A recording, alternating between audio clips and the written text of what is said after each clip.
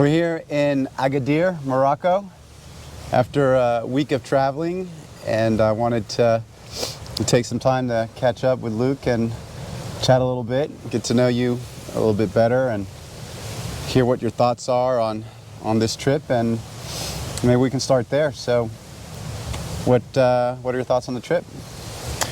Wow, tiring. We've been going non-stop since London, Gatwick. And here we are in Morocco. It's a beautiful day.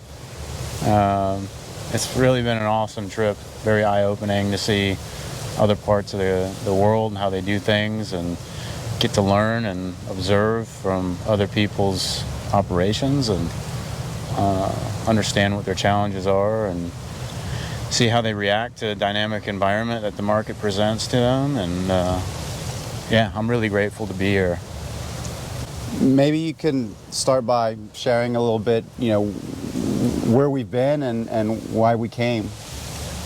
Sure. So we started in London. We saw 3 different houses there. We saw MMUK,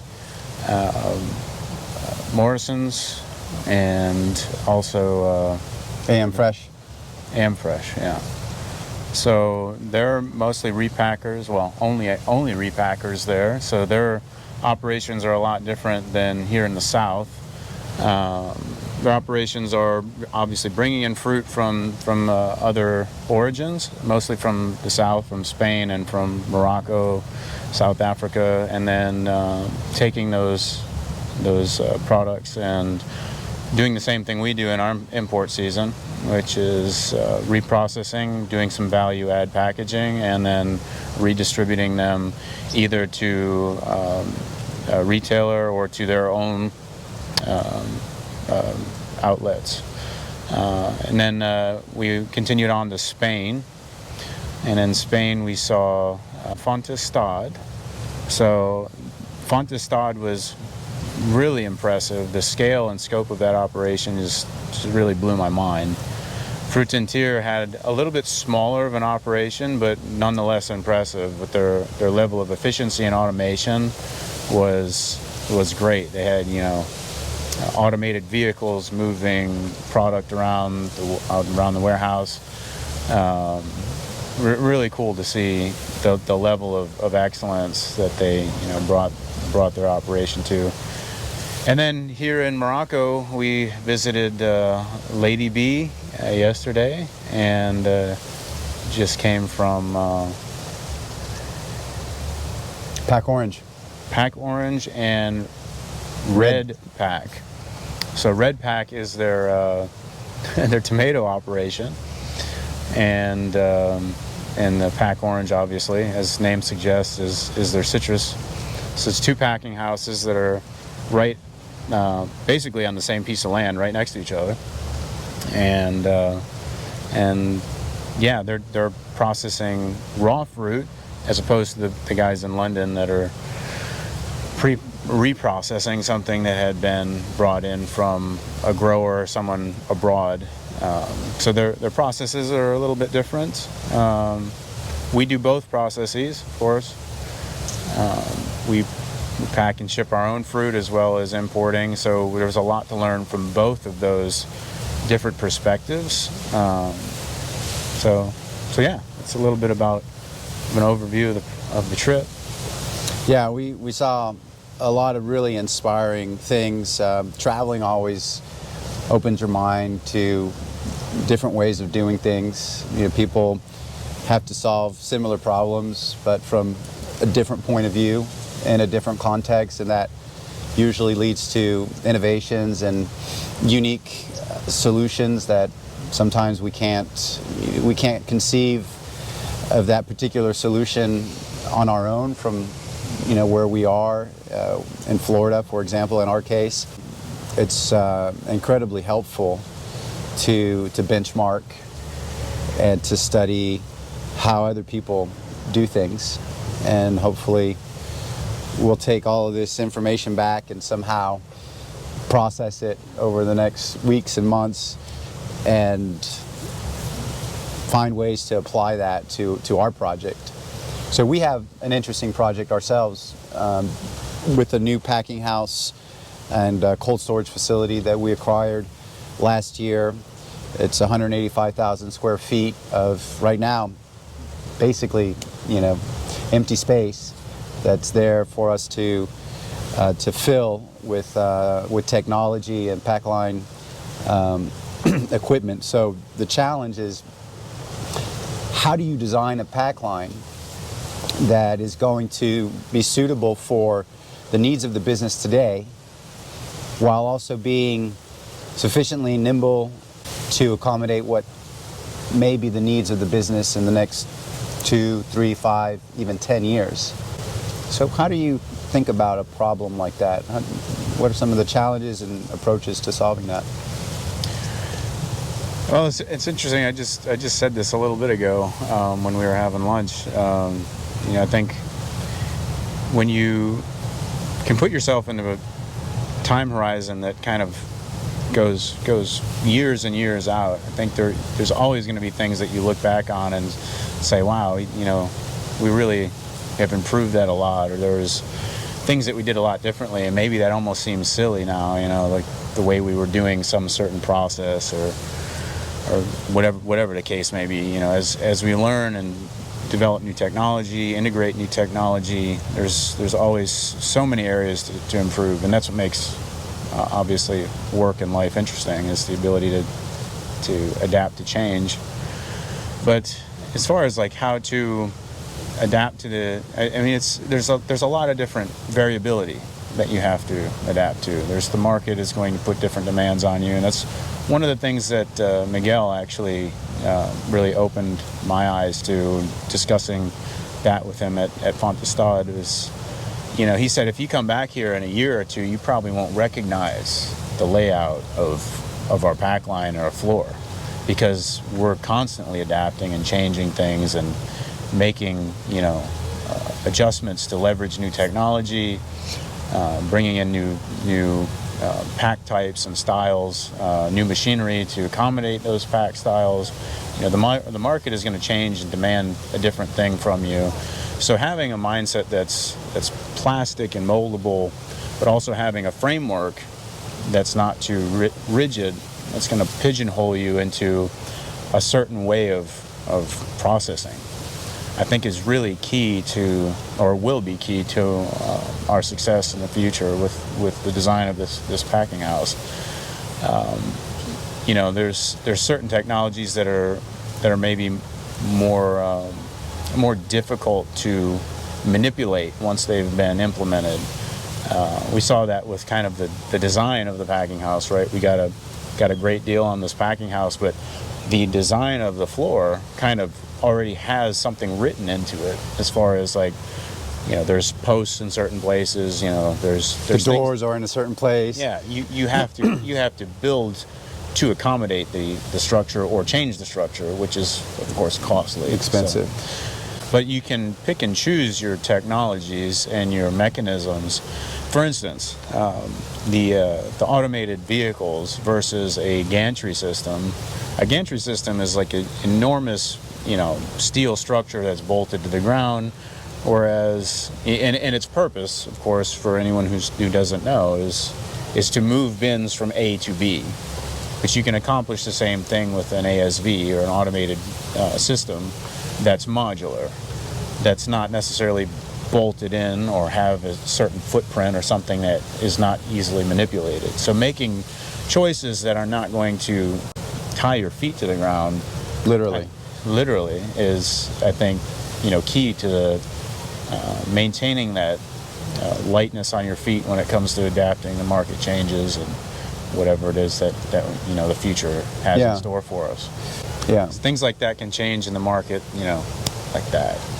It's just one day your packing style is all plastic, and the next day, the market wants something that's compostable, or something that's 100% recyclable, where the style that you use now is maybe only 50% recyclable, or whatever combination of those factors and that example. Is there an algorithm that you follow when you have a complex problem, to make sure that you're taking the right steps to think about it clearly?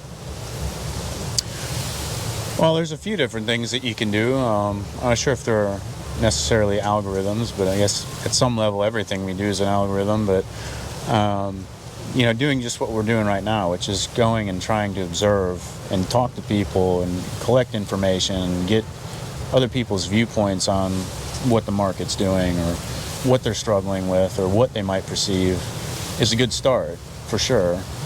How do you foretell the future? Oh, I'm not sure anyone can, but if I ever figure it out, I'll let you know.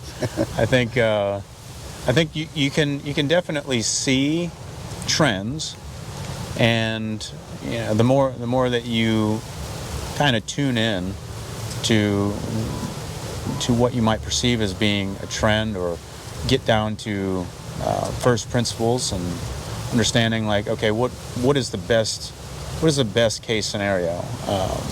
How can I make this a win-win situation for everyone? And people, are going to feel all warm and fuzzy, like, about the recycling or compostable stuff, but until that technology gets to a point where it becomes at least equal to the cost or less than the cost of plastic, there's not going to be a lot of incentive from the consumer side or from the retailer side to increase their cost. But when that technology comes about, which it will, that's that snap of a finger change in the market tide that is going to happen. So really getting down to first principles, understanding that technology is always improving, the cost of technology is always coming down, things are going to get cheaper. So you kind of can get a hunch and then expect that someday something like that's going to happen. I always like to divide and conquer. So if there's a problem that can be broken down into smaller pieces, that's always a good place to start, is to bring things down to a fundamental, atomic level, to try to understand things at the deepest level that you can possibly break things into. Those.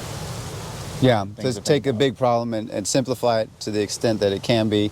Reductive reasoning. Yeah. Yeah. So this has been really exciting, and I think the traveling is extremely important, and I'm sure that the return on investment for this trip, 1 week trip that we've taken, is going to be phenomenal. Yeah, the information that we've kind of garnered from this experience is going to pay for itself in spades as we go through the coming months, building not only our design, but then bringing that design to reality, and trying to leverage and avail ourselves to all of these technologies that we've been exposed to, and ideas that we've been exposed to. Because everything that we've seen is not necessarily all a technology. Some of it's mindset, like we're talking about reducing waste. Motion is a huge waste. I mean, building a conveyor that's 20 feet long versus 10 feet long, it's not only the cost of building that extra 10 feet, but it's the time involved, the motion involved, the potential damage to the fruit, the energy of running the belt. I mean, it's a compounding effect. The replacement parts, yeah. It is a compounding effect, especially when you're in an environment like the packing house operation, where you're going to repeat a process tens of millions of times. Yeah. So that's very interesting. But besides, we came here for work, of course, but this is a great opportunity for both of us to see the world, to experience different cultures, foods, architecture. Is there anything that stands out that you've really enjoyed? Oh, this has been an incredible experience from that perspective of just seeing the world. I mean, the culture is very different.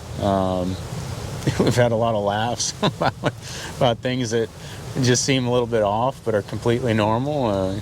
People seem to drive down the center of the road here. I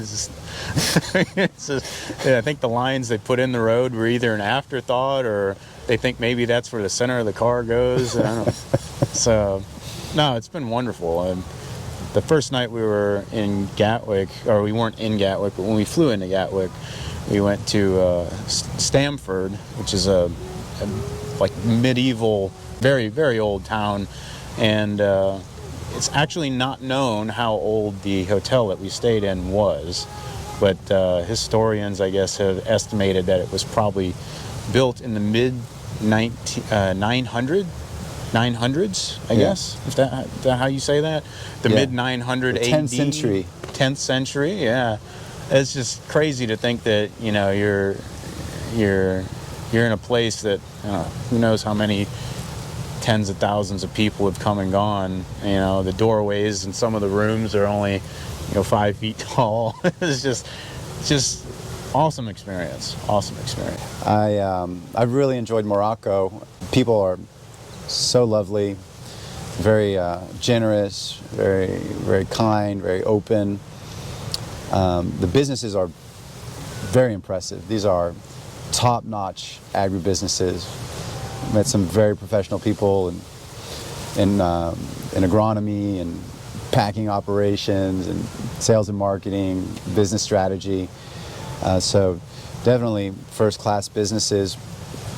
But the food was very good. In Spain, we had a paella in Valencia. Yeah. And here in Morocco, we've also eaten very well. Yeah, food is great. And also the shift in perspective, culturally and professionally. Not to become complacent, not to think that our way is the best way. Just those shifts in mindset. That there's other people that have probably thought about this just as hard, if not harder, than you have, and they probably came away from whatever their experience was with a lot of insights that may have eluded you up until now, and going and getting to see that and understanding other people's struggles and life experiences, and yeah, it's been fantastic. Let's talk a little bit about your life experience. Tell me a little bit more about yourself and your things that have really led you to where you are today. So I was actually born in Kissimmee, but I consider myself to be a Claremont native because my parents moved to Claremont when I was a year old or something, very, very, very young. So went to school in Claremont, grew up in Claremont. Used to spend my summers up at the family farm in Kenosha County, Wisconsin, a little town called Kansasville. And that's really where I think I got a lot of my work ethic and early life experience and love for nature, the outdoors, love for farming, agriculture. Just love my love of like just being active and always having something to do. It seemed like the farm gave me a perfect playground to always be busy. Always something to do on a dairy farm. Yeah. And that really formed me. That really molded me. It gave me my appreciation for work, for hard work, and just not giving up on things. When you go out to the field and the machine breaks and you got to bring it back in and fix it and go out and break it again. It's just that kind of, maybe it's hard-headedness, but stick-to-itiveness and commitment to whatever it is that you're doing, because you know that the work's got to get done. So yeah, I went to school in Claremont, went to UCF. Was still an intern when I got my job at Cherry Lake, or was still in school working as an intern, I should say. And yeah, I guess the rest is history, as they say. I've been applying myself to a lot of the company's problems over the years, and I love being busy. I love attacking problems. Yeah, well, we've been having 14, 15-hour days traveling. At least. Most of our flights have taken off around 11 p.m. We're landing after midnight in a new country every night. But you still go to your hotel room and fire up your laptop and keep working. Yeah, work's got to get done. Work's got to get done. People got to get paid. This stuff's got to get done. Yeah. It's I mean, really, I wouldn't have it any other way. It's not a chore. It's not a burden to work. No, I love work. It beats the alternative. You know, I think I really saw that when I was a young kid. You know, being on the farm, it was like you can be idle or do something that's, you know, frivolous, which might be fun in the moment, but you don't have anything to look back on and say like, I built that, or I did that, or I accomplished that. There was a different sense that you got when you walked away from a hard day's work. It's like there's something that I heard a long time ago. It said basically there's no better reward than earning your food at the end of the day. Like really feeling like you earned your food. And it's a simple thing, but I think there's an immense truth to that. It's like when you go to bed tired, when you go to bed and you feel like, you know, you conquered something, there's really no better sense of self-worth, sense of accomplishment.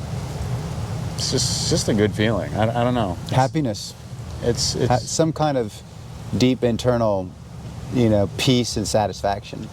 yeah. Always clear your desk. Yeah. I agree. I think that work gets a bad rap sometimes, especially nowadays. It's interesting. We actually heard a lot of people talking about that, whether it was in England or Spain or Morocco. There was kind of a concern among people who work in agriculture where you have to work. There's no shortcut to success in agriculture. But a sense that, you know, the broader culture is promoting the idea that maybe work isn't as necessary, or work is something to be avoided. Yeah. But I guess you disagree with that.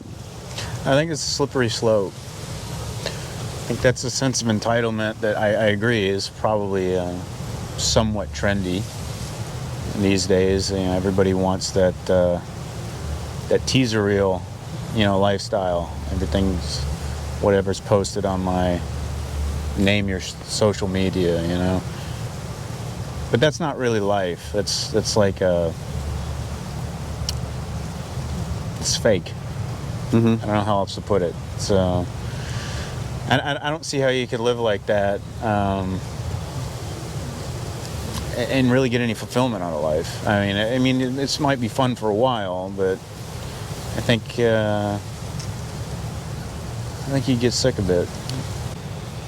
And agriculture maybe is the ultimate metaphor for work, right? You plant a seed, and you literally, you know, through your work and effort and collaboration with nature, you see that seed grow into a plant, and that plant will bear fruit. And you know, if you're diligent enough to harvest the fruit and to process it and bring it to market, you know, you'll feed people, and that food will then fuel, you know, whatever they choose to do with their lives and whatever work they apply themselves to. So there's a real beneficial cycle to all of this, and I do feel a sense of concern sometimes that, you know, we're eroding the cultural values that, you know, that uphold work as an important part of life and something to be proud of and something to aspire to, and to, you know, that you want for yourself and you want it for your children.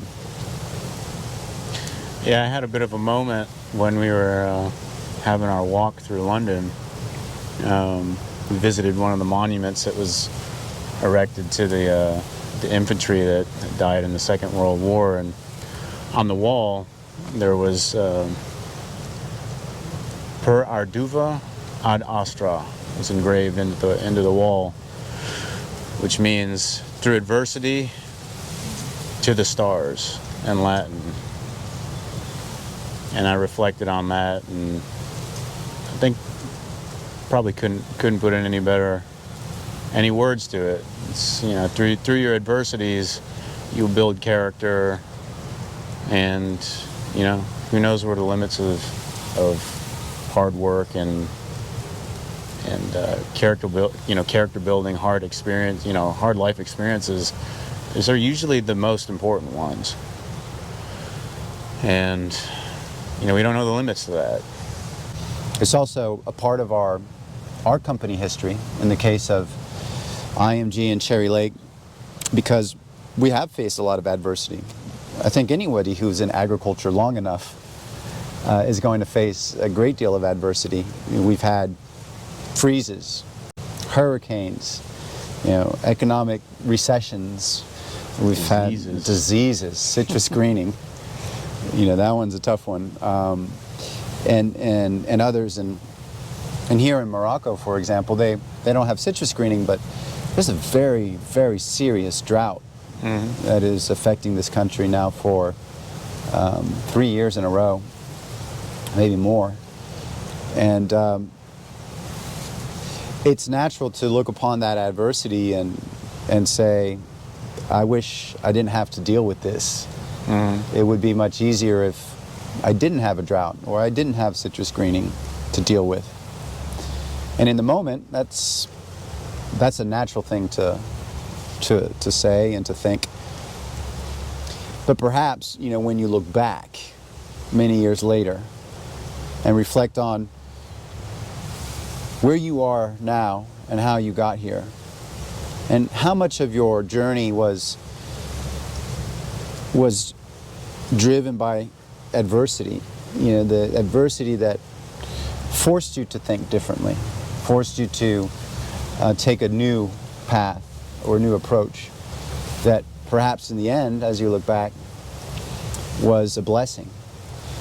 And we can say that, you know, with regards to our company, those who may be listening who know a little bit about IMG Enterprises and IMG Citrus and Cherry Lake. Cherry Lake is a very successful company, very profitable, very purposeful. I think it's a company that, you know, makes a great deal of difference in the world. And we're very fortunate to be a part of this organization, to have Cherry Lake. Well, Cherry Lake was born of adversity. My parents never would have started Cherry Lake if they hadn't nearly lost everything in the citrus freezes. Yeah. In the early 80s.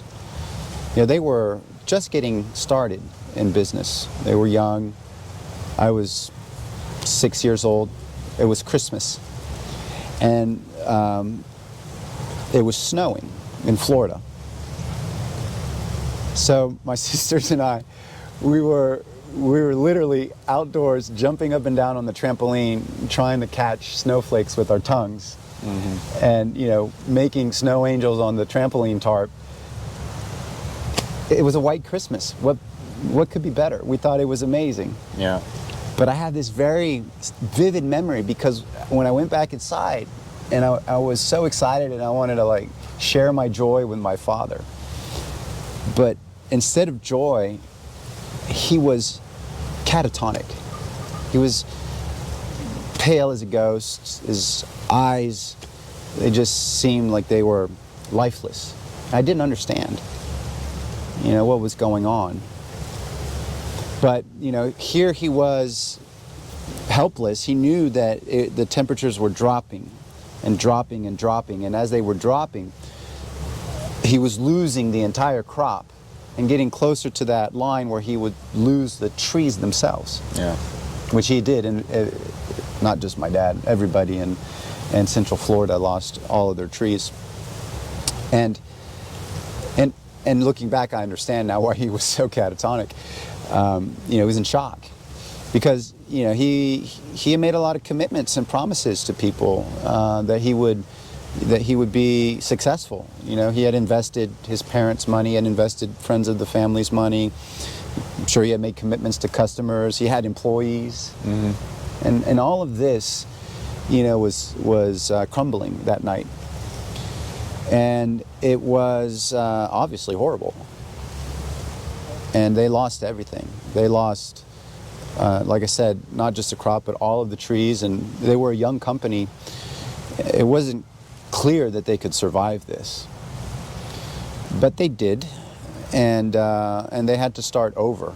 Basically, scrape what they could together and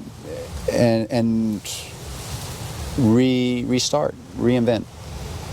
So clearly, they decided that they should start with a crop that doesn't freeze. Yeah. And they looked at a bunch of different crops that could be grown in Central Florida at the time, and decided to grow ornamental trees. And that was 1985. And today, Cherry Lake is one of the larger nurseries in the country. It's a considerable business. It farms over 1,800 acres. We have just at Cherry Lake over 350 employees. It's a very successful business. But that came out of adversity. Yep. So it's hard to know for sure if what is happening to you right now truly is bad. And it helps to withhold judgment sometimes, to try to stay neutral, even when things seem really, really bad, as they did that night for my dad. And he's learned since, because it's happened to him a few times since. He's learned to be more peaceful in those moments. And I've been very, very, very fortunate to grow up, with him and to learn from him, because I could see that. I could see later in life when he was facing adversity again and could do it peacefully. That's a powerful thing if you can absorb that as a child. It's a powerful lesson. Yeah, I could say the same. I've learned tremendous amount from Michelle. There's a few things that I look back on in my memory. Like, memory's not great, but there's a few things I look back on in my life where I remember very specific details, very vivid details of like where I was, exactly what was going on when I heard something or when some event happened. And one of those times is the first time I ever heard Michelle say, when things seem bad, they're never as bad as they seem. And when things seem good, they're probably never as good as they seem. Yeah. A little bit of that Chinese farmer type mentality of try not to put too much emotion or judgment into what's happening to you right now, because in the present moment, the worst thing in the world could end up being the best thing that ever happened to you in retrospect. And vice versa. Yeah. Yeah, we just don't have enough information in the present moment to fully evaluate a situation. And this may seem a little philosophical, but I think it's very practical, because it affects our ability affects how we react to a situation, good or bad, and how we react affects our ability to think, about what's the next step, what's the next move. Going back to solving complex problems, you have to be able to think clearly, to take in a lot of information, hopefully to reduce the problem to its simplest form, get back to first principles, whatever algorithm you're following. You need your brain to be working. And I think if you get really excited, jumping for joy about your good fortune, your brain's probably not working very well. True. And of course, if you're beating yourself up, or or feeling sorry for yourself, or whatever flavor of negative emotion, I think that also interferes somewhat with our ability to see clearly. Yeah, it's that first principles thinking, and emotion gets in the way of that. Very easily can cloud your judgment and cause you to be led astray. So yeah, remaining unattached emotionally from what you think is so bad about the present moment, or like you said, so good in the present moment. It might not be what you think. Yeah. It's leading somewhere, that's for sure. We just don't know. We don't know where it's leading. We recently were listening to a podcast with Jeff Bezos, and he was talking about day one thinking. Yeah. What is day one thinking? So day one thinking is, as its name implies, always treating the current moment like it's the first time you're seeing whatever it is you're engaged in. So there's it's the antithesis of second day thinking, which is everything is status quo and we're going steady. You should always look at the horizon of whatever the situation is, whatever the objective is, whatever issues presented to you as if you're seeing it with fresh eyes for the first time. It's the first day, it's the first time you've seen this, because as you move through the world, you may establish certain systems or certain ways of thinking that worked for a while or during that time in that situation, but as time progresses and the world moves on, the ground might be shifting under your feet. If you're not aware to those subtle changes, things can catch you by surprise, and you may find yourself falling by the wayside in the sense of, like, if you're running your business with certain KPIs or certain indicators that worked 10 years ago and you don't truly understand what it is that those indicators were built to try to shed light on or bring to the fore, you may not even be optimizing your process or your business or your whatever that KPI is trying to optimize for the right thing. If you don't truly understand it and you aren't checking yourself and making sure that you truly do understand what it is that you are aiming at.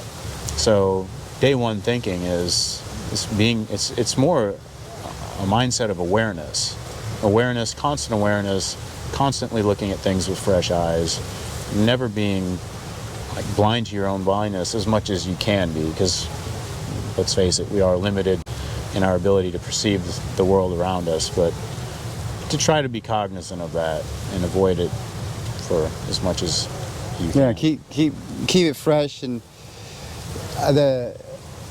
another way to think of it is beginner's mind. Yeah. There was a great Zen book I read one time called Zen Mind, Beginner's Mind, and I think it gets to that first day attitude that a beginner doesn't have a whole lot of limiting assumptions or beliefs, because if say you decided, I know you play guitar, but maybe you decided you want to pick up a new instrument and you start so you want to start piano. When you're a beginner, you're not beating yourself up. I'm not good enough, or I should be better, or I already know how to do this, this is not the right fingering technique, or whatever type of thoughts can kind of get into your mind because you think you know already, or you think you know better, or maybe you think you're better than this, which is a pretty dangerous one. So a beginner, hopefully, just approaches this new instrument or this new challenge without too many limiting assumptions and with fresh eyes. Like, really, I have everything to learn here. I know nothing. And if you approach a problem with that attitude, I know nothing and I have everything to learn, then you have a good chance of learning a lot and not seeing this particular problem or opportunity with blinders on. And we do have blinders, no matter how, like you said, no matter how fresh we keep our thinking, it's just the nature of things. We're going to have blinders, but I find that super important, and I think that's what drove us to take this trip. Like we've been doing citrus packaging at IMG Citrus for 25 years. And, some people will tell us we're very good at it. If we listen to enough people, we might actually believe that we've got it all figured out. But if we believed that, we wouldn't go on this trip. And if we didn't go on this trip, well, I know for a fact there's a ton of mistakes that we would have made that I know now we're not going to make. There's plenty of other mistakes we are going to make, but those mistakes we're not going to make because of this trip. So that's, I think cultivating the right mindsets, is important. Yeah, there's a sense of humility underlying all of that. You can't become too sure of yourself. And being sure of yourself is, it's pride. Can be dangerous. We like to feel good about ourselves and feel like we've got things figured out. And that can be the potential blinder that puts you into that frame of mind where, like you said, someone might tell you, you've been doing this 25 years, you ain't got nothing to learn. But that would be foolish. And humility can guard you against that, I think. Just having a humble, open mindset to the fact that there's always something to learn. Yeah. I agree. Humility is important to. It's kind of ironic, really. If you want to be successful, it really helps to be humble, because it gives you, that open mind and that ability to learn and observe.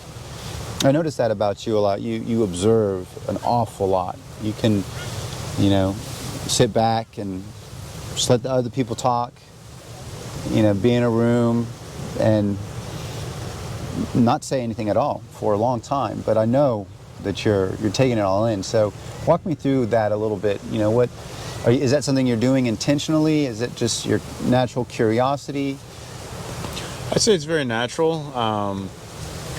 Getting back to the little personal dynamic. I grew up pretty guarded and pretty much introverted. So it's very natural for me to kind of take that position. I'm just kind of in the background as the observer. I think it was a way for me to process the world. I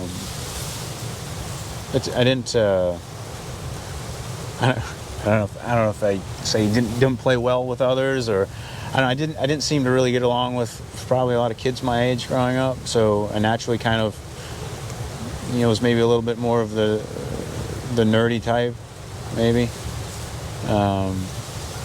So being that in that position of being the observer rather than the actor, I'd say is very natural.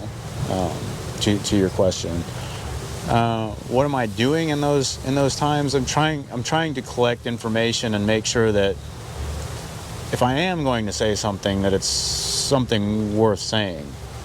So I don't want to dilute myself by putting empty words into the atmosphere. I don't think anything really good becomes of that, especially if you don't have all the facts. And facts are a difficult thing. I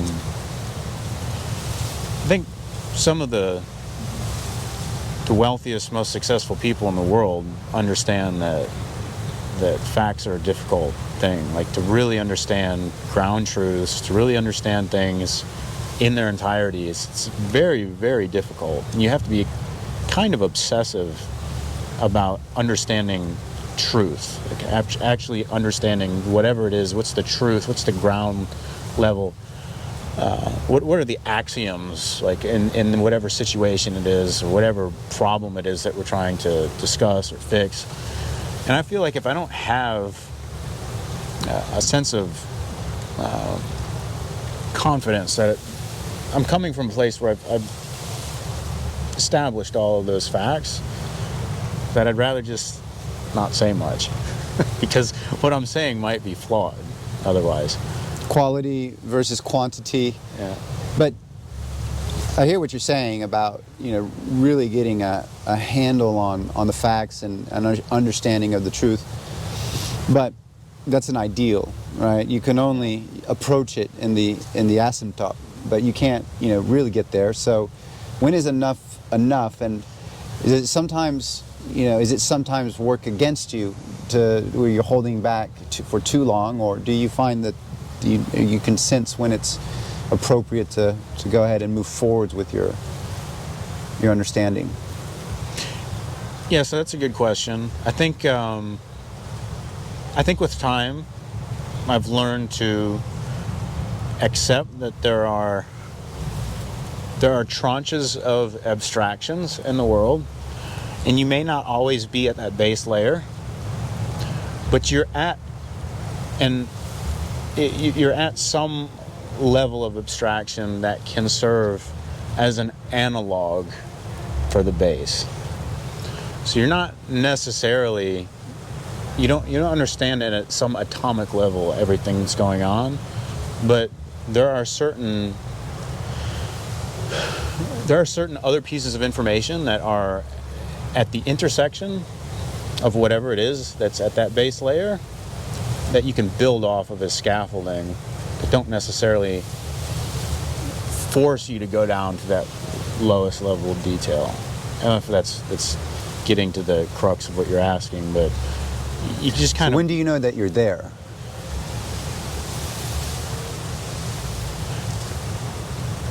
When the algorithm tells you that you're there. When you've seen enough things overlap that say this is probably... You get enough confirmations. You get enough confirmations in that stack of abstractions that layer on top of each other that say, yeah, given these facts, the overwhelming,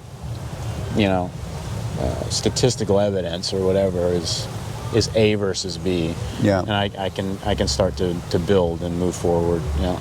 Yeah, it's a tricky thing, but it's sometimes not as simple as it may seem to know when you have a handle on the facts and the information that you need to act or to make a decision. And in my case, I find that I have to make decisions very quickly because of my role and the speed at which decisions come to me, or the need for decision making comes to me. And it's tricky, because I naturally have a tendency to move quickly, and I have a high sense of urgency, and that can that can backfire. I can get myself into some tight spots because I make decisions a little too quickly at times. But I have found that if you cultivate a general understanding of the trends, as we were talking about earlier, general understanding of the patterns and some really core principles that help you make decisions even when you don't have all the facts. And so those principles, I like to think of them in terms of values, that you go back to, okay, well, is this fundamentally help to improve the value for other people? I create as much value for as many people as possible is a simple way to put it. Can through this decision, I maximize the amount of value that is created for others. However you want to define others, your co-workers, your customers. Is it promoting, stewardship? Are we taking care of the assets? Are we taking care of the environment? Are we taking care of the responsibilities that have been given to us? Yeah, I think to your point about having to act and make decisions quickly, I think understanding that in any case, in any event, the worst action is inaction. So you do have to navigate the world with limited facts, limited information, but that doesn't mean you can just sit on your hands and do nothing, because that's the worst thing that you can do. Yeah. In any situation. And that's a decision in and of itself. And it's a decision in and of itself, correct. And I think that, probably at the top of the stack, the value alignment that you speak of is sort of the distillation of all of the other experiences, like when I talk about the algorithm and the layering, the distillation at the top level is values. Values are what we use to kind of map our experiences over whatever it is that we've been through in the past onto the world that's in front of us. And having those values is kind of like the surface layer. When people say they're trusting their gut or something, it's like, I feel like that's the surface layer. And yeah, it's not a bad way to go, especially when you have to do things. You have to move through the world. You can't sit still. Yeah, and it should be fun. I think that's a value too. Like it, you should do things that fire your passion, inspire you, give you, reason for enjoyment. Not frivolous and short-lived pleasure like we were talking about earlier, but things that profoundly inspire you, and that are a source of joy, like real internal joy. And I find that as I get a little older, I find that it becomes easier to identify the things that bring you joy, because I guess through experience I've been able to experience and identify the things that really don't lead to joy. Things that are, maybe at the end of the day, they're good while they last, but they're ephemeral, and they don't have any true substance, not very nutritious. And so as you get better and better at sensing and identifying what is connected to your joy, that becomes part of the stack, and part of the decision-making algorithm. Do you have a sense of what it is that drives you, and what you're striving for, if you can even say that you're striving for anything? What you obviously work very hard. You're very disciplined. You learn a lot all the time. Where are you going with that? What drives you? I guess I'm just trying to be the best version of myself that I can be. I don't really know what to say to that, in all honesty. I've always had a passion for a lot of the things that I guess outwardly would people would say, like, you're a driven person or whatever, like fitness and learning. I think probably at the core of it is just wanting to be useful. I think there's something really deep that I just want to feel useful. I think that's really probably the core of it. I enjoy being useful. I enjoy accomplishing things, and the best way to be more effective is to sharpen the saw. So learning, gaining experiences, dedication, never putting things to bed. I think that's one of the things that inspires me about Einstein. Is one of my favorite quotes by Einstein is that he says, "I'm no Einstein, I just don't give up as easily." He says, "I'm no Einstein." Yeah, that's funny.